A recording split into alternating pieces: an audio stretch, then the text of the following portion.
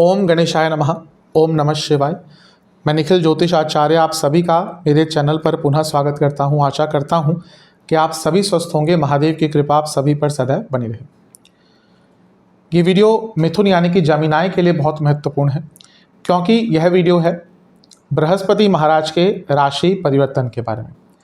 बृहस्पति 1 मई 2024 को अपना राशि परिवर्तन कर रहे हैं और आपके 11वें घर को छोड़कर आपके 12वें घर में प्रवेश कर जाएंगे। ये इस वर्ष का सबसे बड़ा और सबसे प्रमुख राशि परिवर्तन है, क्योंकि बाकी जो 3 बड़े ग्रह हैं राहु केतु शनि महाराज, इनमें से कोई भी ग्रह अपना राशि नहीं बदल रहा। इसलिए इस वर्ष का जो सबसे बड़ा राशि परिवर्तन है वो बृहस्पति महाराज का ही है और वह 1 वर्ष के लिए एक राशि में रहते हैं। इसीलिए कहीं ना कहीं ये राशि परिवर्तन उनका बहुत महत्वपूर्ण बन जाता है। देखिए, एक बहुत प्रमुख चीज़ ये है कि बृहस्पति स्थिर स्वभाव की राशि में आ रहे हैं और जो बाकी 3 ग्रह हैं उन तीनों को हम पाप ग्रह या क्रूर ग्रह की श्रेणियों में डालते हैं। ये भी मेरा हमेशा से समझाने का प्रयास रहा है कि कोई भी ग्रह पूर्ण तरह से नेगेटिव या पूर्ण तरह से पॉजिटिव नहीं होता। जहाँ पे हर ग्रह का नेगेटिव एस्पेक्ट भी होता है वहीं पॉजिटिव एस्पेक्ट भी होता है, लेकिन श्रेणी है। हाँ, हम शनि को, राहु को, केतु को, इनको पाप ग्रह या क्रूर ग्रह कहते हैं। तो जब उनमें से कोई भी ग्रह राशि नहीं बदलेगा और केवल एक नैसर्गिक शुभ ग्रह यानी कि बृहस्पति राशि बदलेंगे, वो भी स्थिर राशि में जाएंगे, यानी कि कई लोगों के जीवन में स्थिरता आएगी। ये जो 1 वर्ष है ये स्थिरता का है। आप देखेंगे कि लोगों के जीवन में धीरे धीरे करके उनके कई एस्पेक्ट में स्थिरता आनी शुरू हो जाएगी। बृहस्पति को जीव कहा जाता है, जीव कारक है। कई शास्त्रों में केवल जीव नाम से ही संबोधित कर दिया जाता है बृहस्पति को। क्यों? क्योंकि जीव तत्व है, वही कहीं ना कहीं हमारे जीवन की अधिकतम चीज़ों को डिसाइड करते हैं। जहाँ पे उनका गोचर होता है, जैसे मैंने कहा 1 साल एक राशि में रहते हैं, तो वह वर्ष कहीं ना कहीं आपका उस भाव से संबंधित हो जाता है, क्योंकि बृहस्पति कई चीज़ों को प्रभावित करते हैं और जीव का कारक है। जैसे मैंने कहा, तो आपका जीवन उसी भाव के इर्द गिर्द घूमता है, जो कि इस वर्ष आपके लिए आपका 12वां घर बनने वाला है। बृहस्पति महाराज की 3 दृष्टियां होती हैं। जैसे आपके लिए उनकी एक दृष्टि पड़ेगी 4थे पर, एक 6ठे पर और एक पड़ेगी 8वें पर। और उनके कारकत्व तो अनगिनत है। गिनाना शुरू करूं तो सुबह से शाम हो जाएगी। कई चीज़ें बृहस्पति के अधीन ही होती हैं। वो आपका भाग्य कहिए, धन कहिए, संतान कहिए, ऐश्वर्य कहिए, नॉलेज कहिए, मैनेजमेंट कहिए, संचित धन कहिए, मैं बहुत चीज़ें बृहस्पति के अधीन ही आती हैं। और एक और बहुत महत्वपूर्ण चीज़ है कि ये कारकत्व हैं, दृष्टियां हैं, अलग चीज़ है वो, लेकिन एक बहुत विशेष योग बन रहा है जिसको हम कह सकते हैं कि लक्ष्मी कुबेर योग। कैसे? देखिए, धन की बात करते हैं तो बृहस्पति आते हैं, धन की बात करते हैं तो शुक्र आते हैं, लेकिन दोनों का धन अलग है। बृहस्पति संचित धन है, यानी कि वो सेविंग्स पर जोर देते हैं, वो बड़े मात्रा में धन देते हैं, सेविंग्स व्यक्ति करता है। लेकिन जहाँ पे शुक्र प्रधान हो गए तो उनके पास पैसा तो आएगा, लेकिन वो खर्च बहुत करते हैं। तो कई बार आपने देखा होगा, कोई व्यक्ति है उसके पास पैसा बहुत है, वो संचित करता रहता है, और कोई व्यक्ति है वो 100 रुपये कमाता है, उसमें से 95 खर्च कर देता है। तो वो लक्ष्मी यानी कि शुक्र का प्रभाव ज़्यादा होता है। लेकिन इस समय दोनों का मिलन हो रहा है। कैसे? क्योंकि बृहस्पति शुक्र देव की राशि में आ रहे हैं, जो वृषभ है, अपने आप में धन की राशि है। क्यों? क्योंकि काल पुरुष की कुंडली में दूसरा भाव वृषभ का बनता है। तो यहाँ पर लक्ष्मी कुबेर योग बन रहा है, जो अपने आप आपके जीवन में बहुत स्थिरता, धन की पूर्ति और धन या भौतिक सुख की प्राप्ति अवश्य करवाएगा। और इसके साथ एक और चीज़ नहीं हम भूल सकते कि यह वो वर्ष है जहाँ पर राहु का प्रभाव भी बृहस्पति पर रहेगा। कैसे? इस प्रकार से, क्योंकि बृहस्पति राहु के डिस्पोजिटर यानी कि राहु बृहस्पति की राशि में है, तो बृहस्पति पर राहु का प्रभाव भी रहेगा। तो आप देखिए कितनी चीज़ों पर इफेक्ट बृहस्पति का ये जो गोचर है वो डालने वाला है। वीडियो को ऑर्गेनाइज करने के लिए मैंने इसको 25 भविष्यवाणियों में बांट लिया है, जिसमें से 20 सकारात्मक होंगी और 5 थोड़ी सी सावधानियां या नकारात्मक भविष्यवाणियों की कैटेगरी में रख सकते हैं, और बहुत विशेष उपाय वीडियो के अंत में बताऊंगा। तो शुरुआत करते हैं अत्यंत महत्वपूर्ण राशिफल का मिथुन के लिए 20 सकारात्मक भविष्यवाणियों के साथ। शुरुआत करते हैं 20 सकारात्मक भविष्यवाणियों के साथ। पहली भविष्यवाणी, बृहस्पति कहाँ पे आ रहे हैं? बृहस्पति 12वें घर में आ रहे हैं। बृहस्पति एक्सपेंशन के कारक हैं, बृहत हैं, बड़े हैं, तभी बृहस्पति हैं। बृहस्पति प्रधान जो व्यक्ति होता है वो छोटा नहीं सोचता, क्योंकि बृहस्पति जैसा मैंने कहा बड़े हैं। कोई भी बृहस्पति प्रधान व्यक्ति आप देख लीजिए, उसकी बॉडी थोड़ी बड़ी होगी, चबी भी कह सकते हैं, थोड़ा सा वसा उसमें होती है, फैट होता है। कारण क्या है? जैसे मैंने कहा बृहत है, तो जब बृहत है यानी कि बड़े हैं, यानी कि बड़ा सोचते हैं, बड़ा करते हैं। तो बृहस्पति इज एक्सपेंशन, वृद्धि। अब 12वें घर में आ रहे हैं तो वृद्धि करवाएंगे कई प्रकार से। 12वें घर को हम कई बार नेगेटिव एस्पेक्ट से देखते हैं। मैं हमेशा बताता आया हूँ कि कुंडली में कोई भी ग्रह पूर्ण अच्छा पूर्ण बुरा नहीं होता, कोई भी ग्रह पूर्ण अच्छा पूर्ण बुरा नहीं होता। हाँ, जहाँ 12वां भाव जो है वो व्यय स्थान है, यानी कि खर्चों का भाव है। उसी के साथ 12वें घर की कई विशेषताएं भी हैं, कई शुभता का प्रतीक भी 12वां घर है। तो जब 12वें घर की वृद्धि होगी यानी कि फॉरेन संबंधित चीज़ों में आपको लाभ मिलेगा। जो बच्चे विदेश में पढ़ने जाना चाहते थे उनको लाभ मिलेगा। 12वां घर हिडन इनकम दिखाता है, छुपी हुई इनकम। तो अगर आपके कोई वैसे इनकम के सोर्सेज हैं उसमें बहुत वृद्धि होगी। कई लोगों के ऐसे सोर्सेज होते हैं जो बताना नहीं चाहते, थोड़े अनमॉरल भी होते हैं, अनसोशल भी होते हैं, कभी कभी इल्लीगल भी होते हैं। और कई लोग ऐसा काम करते हैं, आप देखेंगे कई बार कई लोगों के पास अंततः काफ़ी पैसा होता है, पता नहीं कहाँ से आता है। तो कहीं ना कहीं उनके कई सोर्सेज ऑफ इनकम होते हैं, वो उनकी विशेषता है, वो कर सकते हैं, हर व्यक्ति वो नहीं कर सकता। तो 12वां घर ही है, तो अगर आपके हिडन सोर्सेज ऑफ इनकम है तो वहाँ से आपको पैसा मिलेगा। और 12वां भाव कहीं ना कहीं अध्यात्म का है। अब देखिए कितना विशेष चीज़ है कि 12वां भाव कहीं ना कहीं संभोग का भी है, बेड प्लेजर्स का भी है, परवर्जन का भी है, और यही भाव कहीं ना कहीं मोक्ष का भी है। इसलिए जो महान दार्शनिक हुए ओशो जी, उन्होंने कई बार कहा, एक शायद पुस्तक भी लिखी है कि संभोग से समाधि। बहुत ज्योतिष जो पढ़ता है उसको कई चीज़ें समझ आती है, क्योंकि बिना भोग के मोक्ष नहीं प्राप्त होता। जिसको पता ही नहीं कि भोग क्या है उसको क्या पता कि मोक्ष क्या है। तो ये वो 12वां जो स्थान है ये व्यक्ति को कहीं ना कहीं अध्यात्म की तरफ लेके जाता है, ये व्यक्ति को धार्मिक यात्राओं पर लेके जाता है। तो पहली भविष्यवाणी यही है कि आपके 12वें घर से जुड़ी कई चीज़ों की वृद्धि होगी, जिसमें आपका फॉरेन आ गया, हिडन इनकम आ गया, अध्यात्म आ गया, और आध्यात्मिक जर्नीज, धार्मिक यात्राएं। आप यकीन मान लीजिए, जो मिथुन लग्न वाले जातक हैं लिख के रख लीजिए, इस 1 वर्ष में अवश्य आप किसी बड़ी धार्मिक यात्रा पर जाएंगे। कई लोगों ने प्लान कर लिया होगा और 1 वर्ष पूरा है, कई लोगों का अचानक से किसी धार्मिक यात्रा पर जाने का प्लान अवश्य बनेगा। दूसरी भविष्यवाणी, 12वां भाव जैसे मैंने अभी कहा अध्यात्म है, मोक्ष है। अब मोक्ष क्या है? मोक्ष तो बहुत बड़ी चीज़ है। मोक्ष को डिफाइन करना बहुत अलग चीज़ है। हर व्यक्ति का मोक्ष की परिभाषा अलग है। यही हमारे सनातन धर्म की खूबी है कि हम किसी भी चीज़ की डेफिनेशन कोई बाउंडेशन के रूप में नहीं रखते। हर व्यक्ति की अपनी सोच होती है और उसकी रिस्पेक्ट करी जाती है। तो मोक्ष का मतलब एक प्रकार से यहाँ पे हम कह सकते हैं कि एंड ऑफ बाउंड्रीज। ये वो वर्ष है जब आप अपने जीवन के बंधनों का अंत करेंगे। ये देखिए कि बृहस्पति 12 महीने यहाँ पर रहकर, 1 साल रहकर कहाँ पे आने वाले हैं? 2025 में यहाँ पर आएंगे। और जब बृहस्पति लग्न में अपना नया चक्र स्टार्ट करते हैं तो कई चीज़ों के अंत करते हैं, कई प्रॉब्लम्स का अंत करते हैं, फिर एक नया जीवन देते हैं। तो कई प्रॉब्लम्स का अंत होगा, आप कई बंधनों से दूर होंगे। कई बार ऐसा होता है कि हम अपने रिश्तेदारों में, दोस्तों में घिरे रहते हैं और फिर बाद में समझ आता है कि ये हमारे लिए अच्छे नहीं थे, लेकिन उनको छोड़ना भी आसान नहीं होता, आदतों को छोड़ना आसान नहीं होता। लेकिन बृहस्पति जब 12वें घर में आते हैं वो मोक्ष इन सब चीज़ों से भी दिलवाते हैं। जैसे मैंने कहा मोक्ष तो बहुत बड़ी चीज़ है, लेकिन यहाँ पर आप लिबरेट होना शुरू कर देंगे। आप कई अपनी एडिक्शंस को छोड़ने का कोशिश करेंगे। हो सकता है कोई लोग आप में से बहुत स्मोकिंग करते हो, ड्रिंकिंग करते हो, और कोई बुरी आदत हो। सिर्फ बुरी आदत ही एडिक्शन नहीं होता, किसी भी चीज़ का बहुता किसी भी चीज़ की एडिक्शन होती है। बहुत टीवी देखते हैं, आप पूरा दिन मोबाइल में रहते हैं, खाना बहुत खाते हैं, ये सब एडिक्शन ही है, ये चित्त की वृत्तियां हैं। तो यहाँ पर बृहस्पति कहीं ना कहीं आपको इन सब चीज़ों से निकालने का प्रयास करेंगे और एक पटभूमिका तय करेंगे कि आप इन सब चीज़ों से निकले, अपने बंधनों को तोड़ें और एक नए जीवन की शुरुआत करें जब बृहस्पति अगले साल आपके लग्न में आएंगे।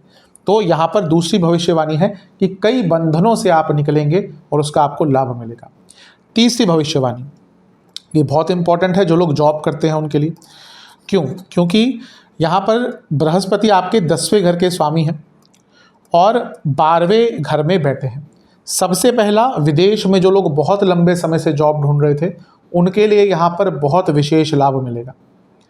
दूसरा, यहाँ पर जब 10वें घर के स्वामी 12वें घर में आते हैं, 12वां घर अंत होता है, तो जो लोग जॉब चेंज करने का विचार कर रहे थे उनके लिए भी यहाँ पे बहुत अच्छी अपॉर्चुनिटीज आ सकती है। हाँ, लेकिन मैं ये कहूँगा मे बी कोई बहुत कंसीडरेबल गेन ना मिले आपको, लेकिन अगर आप जॉब चेंज करना चाह रहे थे तो यहाँ पर आपको कोई अच्छी अपॉर्चुनिटी अवश्य मिल सकती है। और इसके साथ ही यहाँ पे प्लेस चेंज के योग भी बन सकते हैं। अगर आप अपने कार्य क्षेत्र के हिसाब से कोई अपना स्थान परिवर्तन करना चाहते थे तो उसका भी योग यहाँ पर बन रहा है, क्योंकि बृहस्पति यहाँ पर बैठकर चौथे घर को देखेंगे, यानी कि चेंज ऑफ रेजिडेंस। कई बार होता है कि आप एक सिटी में हैं, फॉर एग्जांपल आप दिल्ली में, आपका मन है कि नहीं मुझे शायद बेंगलोर में जाकर बहुत अच्छी अपॉर्चुनिटी मिले, या हैदराबाद में बहुत अच्छी अपॉर्चुनिटी मिले, या पुणे में बहुत अच्छी अपॉर्चुनिटी मिले। तो यहाँ पर जो लोग स्थान परिवर्तन करना चाह रहे थे उनको यहाँ पर कुछ ना कुछ अच्छा लाभ अवश्य मिल सकता है। तो ये थी आपकी तीसरी भविष्यवाणी, विदेश में जॉब या स्थान परिवर्तन या जॉब परिवर्तन। चौथी भविष्यवाणी ये है बिजनेस के लिए। अब बिजनेस के लिए क्यों? क्योंकि बृहस्पति आपके सप्तम भाव के स्वामी हैं और बृहस्पति स्वयं बिजनेस के एक प्रमुख कारक हैं बुध के साथ।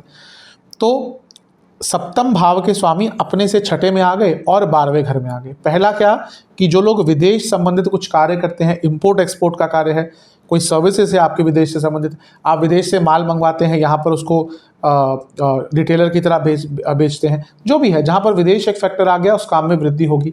आप अपने काम को विदेश में स्प्रेड करना चाहते हैं, आपको विदेश से इन्वेस्टर्स चाहिए, उन सब चीज़ों में आपको यहाँ पर लाभ मिलने वाला है।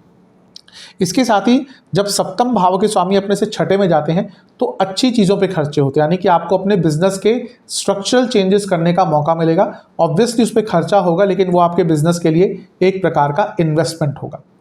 और इसके साथ ही अगर कोई बहुत अड़चने आपके बिजनेस में आ रही थी वो दूर होंगी। और एक बहुत महत्वपूर्ण चीज़ ये, अगर आपके बिजनेस का कोई कोर्ट केस चल रहा था, क्योंकि सप्तम से छठे में है और यहाँ से बैठकर लग्न से छठे को देख रहे हैं, अगर आपके बिजनेस का कोई लीगल केस, कोर्ट केस चल रहा था, कई बार होता है कोई इशू आ गया, किसी और के साथ आ गया, किसी और बिजनेस के साथ आ गया, कोई और पेमेंट की प्रॉब्लम आ गई, आपका कोई कोर्ट केस, सिविल केस चल रहा है, क्रिमिनल केस चल रहा है, तो उन चीज़ों का यहाँ पर एक तरह से अंत हो सकता है। तो ये थी आपकी बिजनेस की भविष्यवाणी की कई प्रकार से आपको यहाँ पर लाभ मिलेंगे। चलते हैं पांचवी भविष्यवाणी की तरफ। बृहस्पति 12वें घर में है जो ऋण मुक्ति का है।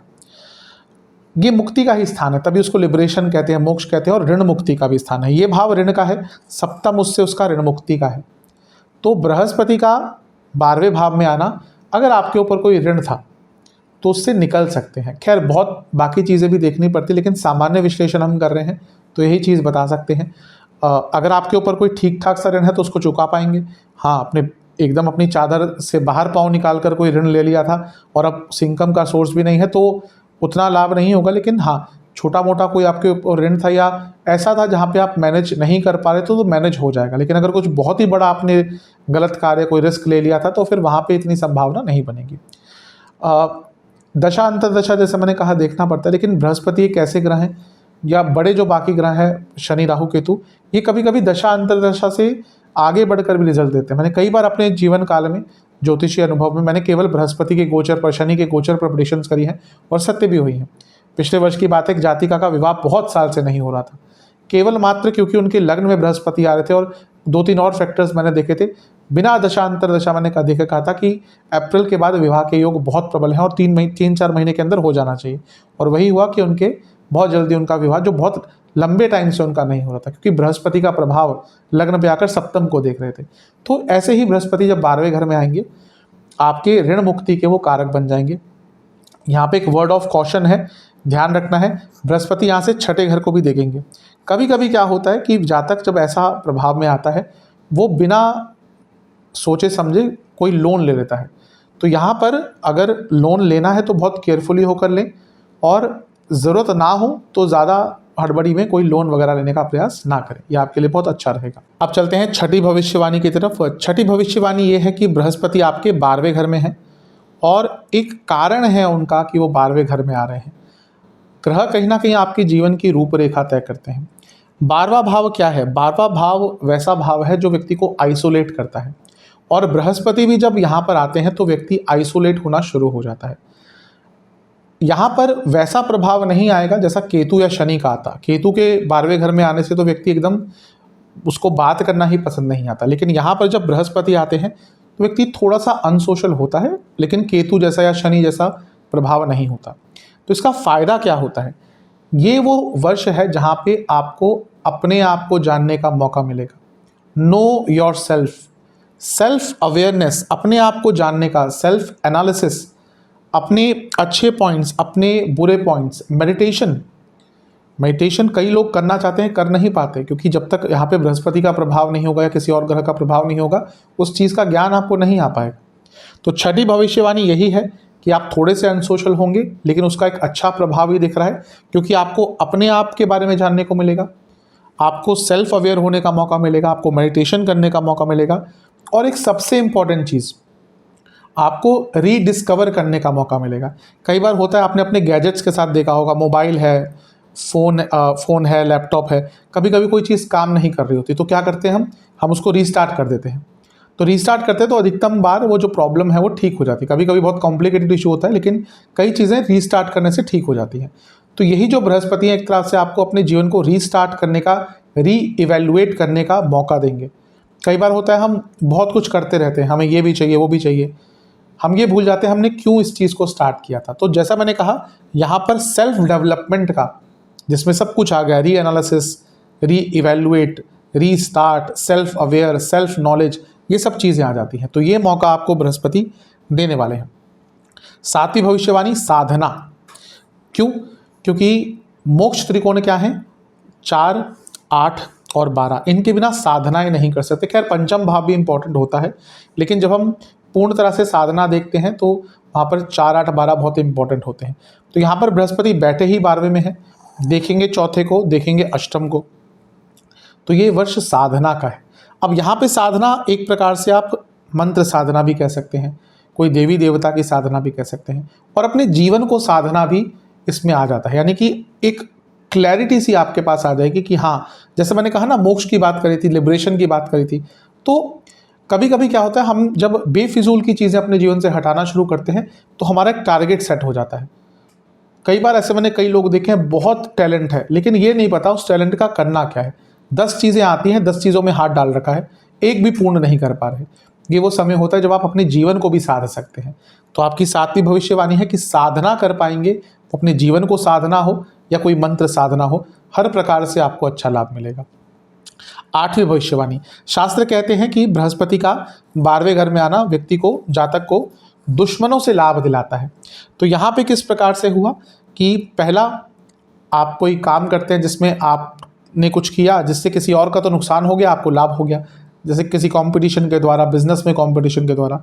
दूसरा, आपका कोई लीगल केस चल रहा था, क्योंकि बृहस्पति 12वें में बैठे हैं, जो सप्तम से 12वां है, छठे से 12वां है, और यहाँ पे बैठकर वो छठे को देखेंगे भी।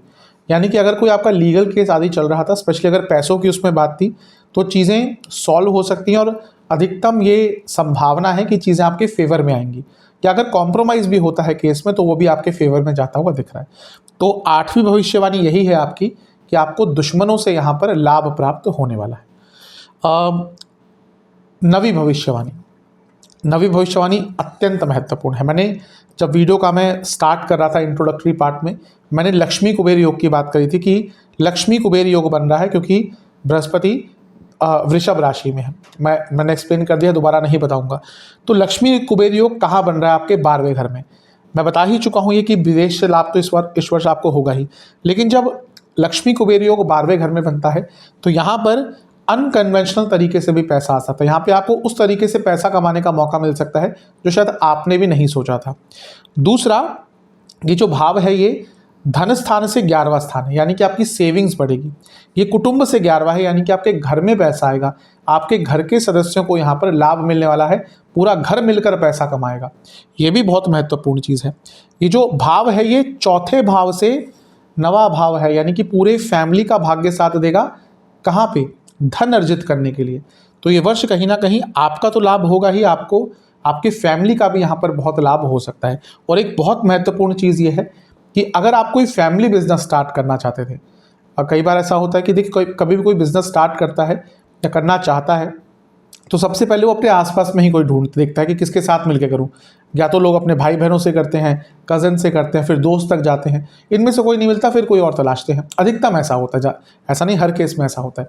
तो ये वो पीरियड है कि अगर आप कोई फैमिली बिजनेस स्टार्ट करना चाहते थे उसके अच्छे योग हैं, और अगर ऑलरेडी आपका कोई फैमिली बिजनेस था तो उसमें बूस्ट मिलेगा, उसमें आपको लाभ मिलेगा। तो ये लक्ष्मी कुबेर योग जो आपका बन रहा है 12वें घर में, ये भी आपको कई प्रकार के लाभ देकर जाएगा। ये थी आपकी 9वीं भविष्यवाणी। चलते हैं 10वीं भविष्यवाणी की तरफ।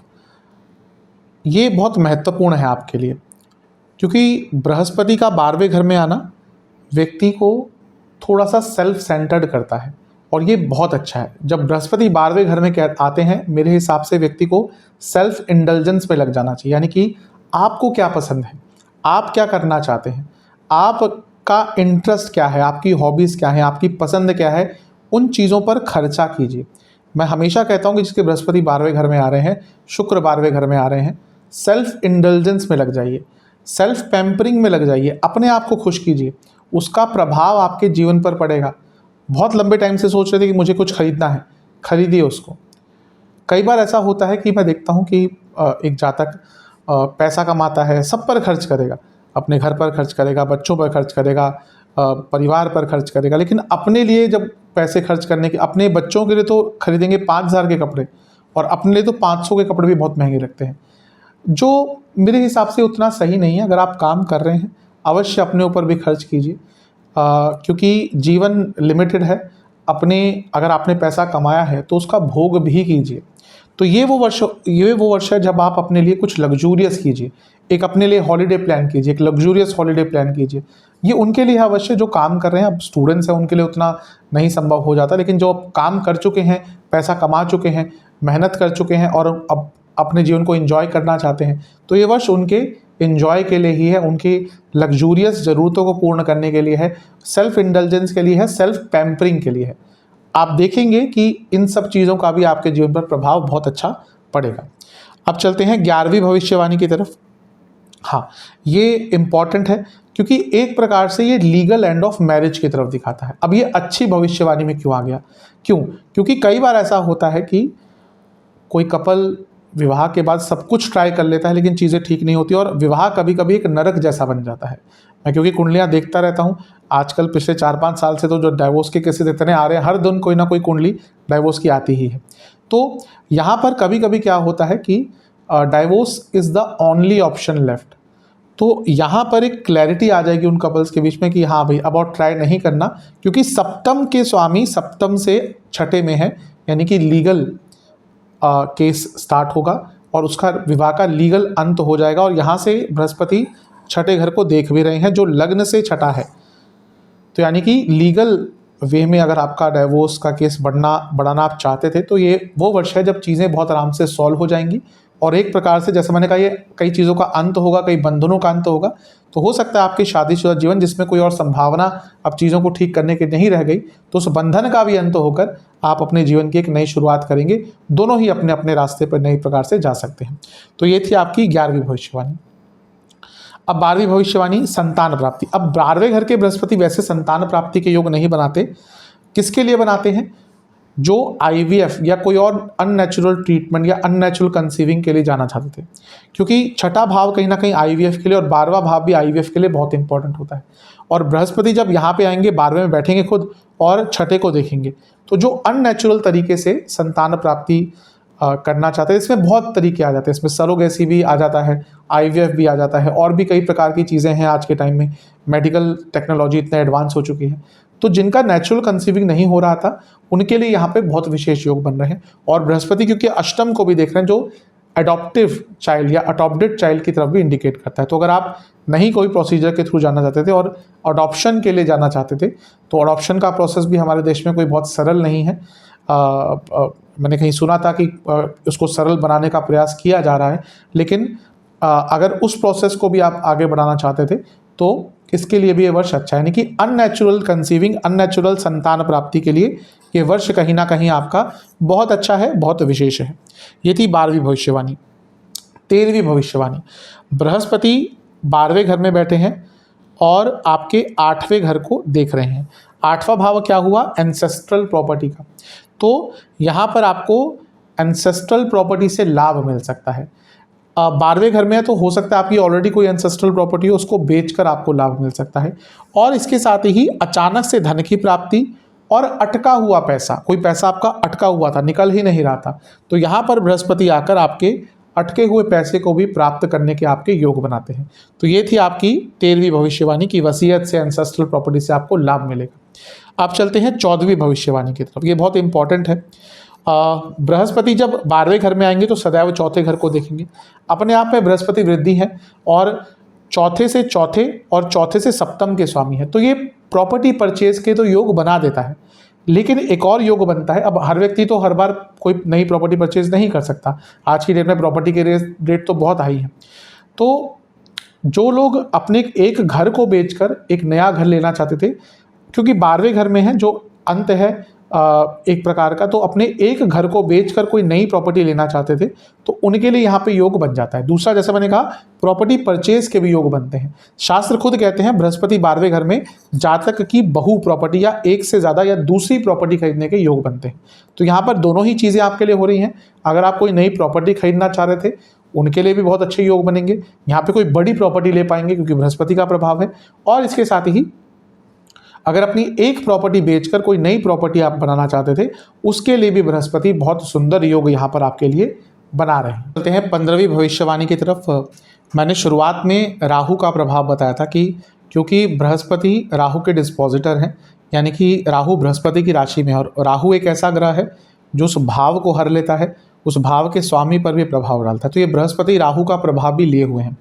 तो राहु का प्रभाव लिए हुए हैं और राहु विदेश के कारक हैं। बृहस्पति विदेश के स्थान में बैठे हैं और यहाँ पे बैठे बृहस्पति चौथे घर को देख रहे हैं। मैंने बता ही चुका हूँ शुरू में कि विदेश जाएंगे, लाभ होगा सब। ये उनके लिए विशेष है जो ऑलरेडी विदेश में हैं। कई ऐसे लोग हैं जो इंडिया से बिलोंग करते हैं और विदेश में काम करते हैं या रह रहे हैं बहुत टाइम से, लेकिन परमानेंटली सेटल नहीं हो पा रहे, या तो अभी एलिजिबल नहीं है, कोई और प्रॉब्लम आ रही है। तो कहीं ना कहीं ये वो वर्ष है जहाँ पर जिनको कोई प्रॉब्लम आई थी विदेश में परमानेंट सेटलमेंट प्राप्त करने के लिए, पीआर प्राप्त करने के लिए, यूएसए की बात करें तो ग्रीन कार्ड प्राप्त करने के लिए, तो वहाँ पर आपको परमानेंट रेजिडेंस के लिए मदद मिलेगी, यानी कि आपका योग बन रहा है विदेश में परमानेंटली सेटल होने का। तो ये 15वीं भविष्यवाणी ये है कि राहु के प्रभाव प्लस बृहस्पति के 12वें घर के प्रभाव और चौथे भाव पर दृष्टि के कारण विदेश में सेटल होने के भी आपके योग बन रहे हैं। अब चलते हैं 16वीं भविष्यवाणी की तरफ। ये भी इंपॉर्टेंट है, इसमें भी थोड़ा बहुत राहु का प्रभाव है लेकिन बाकी चीज़ों का भी है। अब बृहस्पति 10वें घर के स्वामी हैं, यानी कि आपका करियर का भाव, और वहाँ से तीसरे में है, यानी कि आपको अपने करियर में स्किल एनहेंसमेंट का मौका मिलेगा। और राहु यानी कि टेक्नोलॉजी, तो स्पेशली जो आईटी आदि से जुड़ा कोई कार्य करते हैं, टेक्निकल फील्ड में है, उनके लिए बहुत अच्छा मौका है। आपको अपने आप को रीडेवलप करने का मौका मिलेगा, कोई नया कोर्स करने का, कोई नई स्किल सीखने का मौका मिलेगा। और जो इवन जो नहीं है आईटी से, उनको भी किसी नई टेक्नोलॉजी, देखिए आज का टाइम कहिए, आने वाला टाइम कहिए, टेक्नोलॉजी का ही है, गैजेट्स का है, आईटी का है, डेटा का है, एआई का है, ये सब चीज़ें आने वाली हैं। तो यहाँ पर इवन अगर आप आईटी सेक्टर से हैं तो आपके लिए बहुत नेचुरली है इन सब चीज़ों को यूज़ करना, अपने आप को रीडेवलप करना, स्किल एनहेंस करना।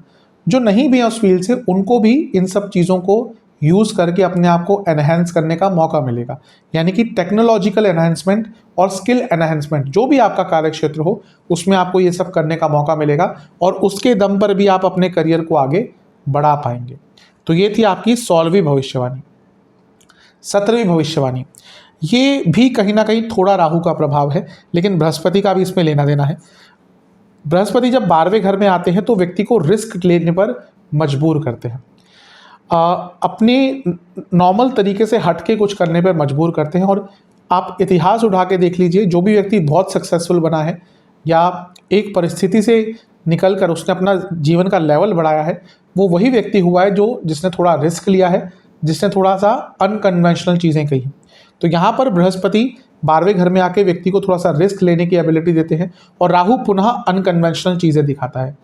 तो यहाँ पर मैं ये नहीं कह रहा कोई बहुत बड़ा रिस्क ले लीजिए, लेकिन एक कैलकुलेटेड रिस्क, जैसे क्रिकेट में हम कई बार कहते हैं कि बैट्समैन एक कैलकुलेटेड रिस्क ले रहा है, तो यहाँ पर एक कैलकुलेटेड रिस्क लेने का आपको यहाँ पर अवसर मिल सकता है और कुछ अलग करने का, कुछ अनकन्वेंशनल तरीके को अपनाने का एक मौका मिलेगा, जिसके दम पर भी आप अपने जीवन को आगे लेकर जा सकते हैं। वो हर फील्ड में अप्लाई होगा आपके। तो ये थी आपकी 17वीं भविष्यवाणी, कुछ अनकन्वेंशनल करने का मौका मिलेगा। 18वीं भविष्यवाणी बहुत महत्वपूर्ण है ये, क्योंकि बृहस्पति कहाँ पे हैं? 12वें घर में। अपने आप क्या है? वृद्धि के कारक है और नवम से चौथे में है। नवम भाव क्या हुआ? पिताजी का। यहाँ पे धन कुबेर योग भी बन रहा है, राहु का प्रभाव भी वृद्धि दिखा रहा है। तो आपके पिताजी की प्रॉपर्टी, पिताजी के धन, पिताजी के मॉनेटरी चीज़ें, पिताजी के भौतिक चीज़ें, उन सब में इंक्रीज होगा इस वर्ष और उसका लाभ भी अंततः आपको मिलेगा। तो ये भविष्यवाणी बहुत इंपॉर्टेंट है आपके लिए कि आपके पिताजी को यहाँ पर भौतिक सुखों का लाभ मिलेगा, प्रॉपर्टी इंक्रीज होगी, पैसा बढ़ेगा और उसका लाभ अंततः आपको भी प्राप्त होगा। तो ये थी आपकी 18वीं भविष्यवाणी, पिताजी के वृद्धि के कारण आपको भी लाभ प्राप्त होगा। 19वीं भविष्यवाणी, 12वें घर के बृहस्पति व्यक्ति का जो साइकिक एबिलिटी होती है, इंट्यूशन कह लीजिए, उसको बढ़ाते हैं। बृहस्पति ज्योतिष के लिए बहुत इंपॉर्टेंट होते हैं। कई लोग जो ज्योतिषी हैं उनका या तो लग्न पर प्रभाव, दूसरे पर प्रभाव, 10वें पर, 11वें पर प्रभाव बृहस्पति का होता ही है। 12वें घर के लिए इंपॉर्टेंट होते हैं, लेकिन यहाँ पे इंट्यूटिव पावर बहुत देते हैं। शायद वो व्यक्ति बहुत अच्छी प्रेडिक्शन हर बार ना कर पाए, हो सकता है वो कुंडली को विश्लेषण अच्छी तरह से नहीं कर पाए, लेकिन कभी कभी उसकी इंट्यूशन इतनी अच्छी होगी कि वो असामान्य सी प्रेडिक्शन कोई दे देगा। तो और बाकी चीज़ों में भी, स्टॉक मार्केट, शेयर मार्केट, इन सब में इंट्यूशन बहुत इंपॉर्टेंट होती है और राहु भी इंट्यूशन के कारक है, बृहस्पति पे राहु का प्रभाव है। तो ये 19वीं भविष्यवाणी है कि आपको इंट्यूशन का मौका मिलेगा, इंट्यूशन का लाभ मिलेगा और उस इंट्यूशन के दम पर आप प्लानिंग भी कर पाएंगे, अपने जीवन को प्लान कर पाएंगे। और ये मेरे हिसाब से एक प्रेडिक्शन है, कभी वही मैंने देखा है, बृहस्पति का 12वें घर में होना एक डिवाइन इंटरवेंशन होता है, एक दैवीय अनुभव आपको अपने जीवन में होगा जो आपको गाइड करेगा। इसको एक्सप्लेन करना वर्ड्स में शायद मेरे लिए इतना सरल ना हो, लेकिन आप अनुभव अवश्य करेंगे कि एक दैवीय शक्ति, एक दैवीय अनुभव आपको प्राप्त होगा। ये मैनिफेस्टेशन के लिए भी इंपॉर्टेंट है। आजकल बहुत मैनिफेस्टेशन चलता है, लेकिन बृहस्पति का 12वें घर में आना अपने आप में कभी कभी मैनिफेस्टेशन कर देता है। तो ये थी आपकी 19वीं भविष्यवाणी। और 20वीं भविष्यवाणी, ये मेरे हिसाब से है, ये मेरा एक रिसर्च है कि 12वें घर के बृहस्पति एटलीस्ट प्रोफेशनल लाइफ में व्यक्ति को, पर्सनल पे इसका तो बुरा प्रभाव पड़ता है, प्रोफेशनल लाइफ में व्यक्ति को बहुत एलिगेंट ओरेटर बनाते हैं। यानी कि आपकी वाक्य पटुता, आपके बोलने का तरीका, बोलने की क्षमता, हर चीज़ में एक ग्रेस रहेगा और उसके दम पर आप जीवन में आगे बढ़ सकते हैं। कई बार ऐसा होता है कि एक बहुत बड़ा प्रॉब्लम भी अगर आप ढंग से बात करें तो सॉल्व हो जाती है और कभी कभी इसका विपरीत भी होता है। छोटी सी प्रॉब्लम जहाँ पर बुरी तरह से बात करती वो भी बहुत बड़ा आकार ले लेती है। तो 20वीं भविष्यवाणी ये है कि आपका बोलने का तरीका, वाक्य पटुता, उसमें एक एलिगेंस होगी। वाक्य पटुता तो थोड़ी अलग चीज़ होती है, लेकिन बोलने का जो एक तरीका होता है उसमें एक एलिगेंस रहेगी और एक हीलिंग एबिलिटी रहेगी। आप देखेंगे कि लोग आपके बोलने की तरफ अट्रैक्ट होंगे, आपसे पूछने आएंगे कि भाई इसमें क्या करें। तो इसमें ज़्यादा अचंभित मत हो जाएगा, ये बृहस्पति का प्रभाव है। कई लोग आपसे इस वर्ष कोई राय लेना आएंगे, अपने दुखड़े आपसे गाएंगे। कई बार होता है कि हम किसी अनजान व्यक्ति से मिलते हैं, वो भले अपनों को कुछ ना बताए या कोई अनजान भी नहीं हो, कोई और भी हो, सब कुछ आपको आपके सामने आके बोल देगा, अपना दुखड़ा जीवन का आपके सामने गाना शुरू कर देंगे। ये इसी वर्ष होगा क्योंकि बृहस्पति एक प्रकार के हीलर बन जाते हैं 12वें घर में, तो आप अपनी वाणी के द्वारा उनको भी थोड़ा सा हील कर सकते हैं। तो ये थी आपकी 20वीं भविष्यवाणी। अब कुछ नकारात्मक चीज़ों की बात कर लेते हैं। अब 5 नकारात्मक चीज़ों की बात करते हैं। सबसे पहला, 12वें घर में जीव कारक, मैंने कहा था 12वां या जिस भी भाव में बृहस्पति होते हैं वो भाव एक्टिवेट हो जाता है। तो 12वां घर कहीं ना कहीं सेहत के लिए अच्छा नहीं होता, तो सेहत की कई प्रॉब्लम्स आएंगी। वेट गेन एक हो सकता है सबसे पहला इस पे प्रभाव। खैर मिथुन वाले बहुत जल्दी वेट गेन नहीं करते, लेकिन फिर भी यहाँ पे हो सकता है। दूसरा, कोई ग्रंथियों का रोग होता है, जैसे ग्लैंड्स होते हैं, पिट्यूटरी ग्लैंड, थायराइड ग्लैंड, इनसे संबंधित रोग हो सकते हैं। बॉडी में क्लॉट्स बनते हैं बृहस्पति के 12वें घर के कारण। ये प्रॉब्लम हो सकती है। नाड़ी रोग, नसों के रोग आपको बहुत तंग कर सकते हैं। इसके साथ ही प्राइवेट पार्ट से जुड़ी प्रॉब्लम्स बहुत तंग कर सकती है। पैनक्रियास की प्रॉब्लम बहुत आपको तंग कर सकती है। डायबिटीज़ कई लोगों को यहाँ पे डिटेक्ट हो सकती है और कई बार हॉस्पिटल्स के चक्कर भी लग सकते हैं। तो सेहत पर बुरा प्रभाव पड़ेगा, ये पहली नेगेटिव प्रेडिक्शन है।